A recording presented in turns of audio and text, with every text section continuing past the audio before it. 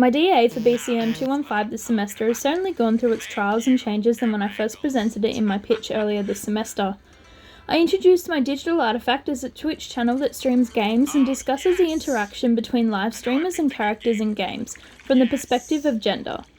However, due to some smaller issues that I explain in my blog posts, I changed track of my digital artifact and began my AMC Game Types Instagram page.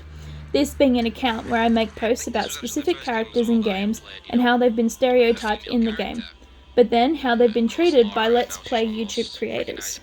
This still involved my original idea of my Twitch channel, looking at content creators in their own setting and examining how they interact with specific characters. I hope to examine if they reacted to different characters in regard to their gender, for example. Are they more sympathetic to female characters in action rather than males, because they assume that women are weaker than a male in an action game? We see Let's Players have a significant influence on their community, their popularity beginning in 2012, with audiences to continue followed on their pages throughout all these years. Audiences could have grown up and developed their personalities alongside these content creators, so when they might act a certain way to another person, audience members might take influence from their actions, hence why it's incredibly important. Some of the feedback from my pitch included some really useful advice. One suggestion was to focus a little closer on a particular topic, whether I took it from the angle of looking at the representation of women or representation of men in video games, or even define what kind of games I was going to examine.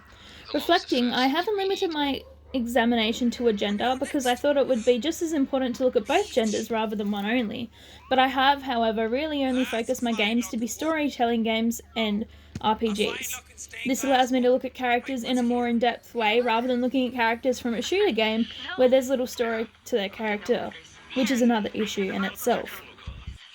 A key academic article I've used in my research is a doctoral project performed by Teresa Lynch called Sexy, Strong and Secondary, a content analysis of female characters in video games across 31 years.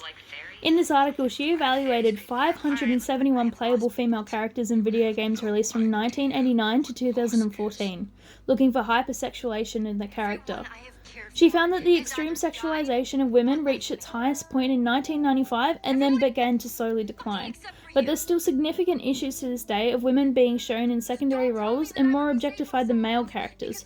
But this doesn't exclude the objectification of male characters.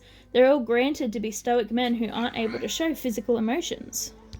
Looking at this academic article and others for my DA future, I will need to reference more articles and research in my content as I feel like I'm only presenting surface level.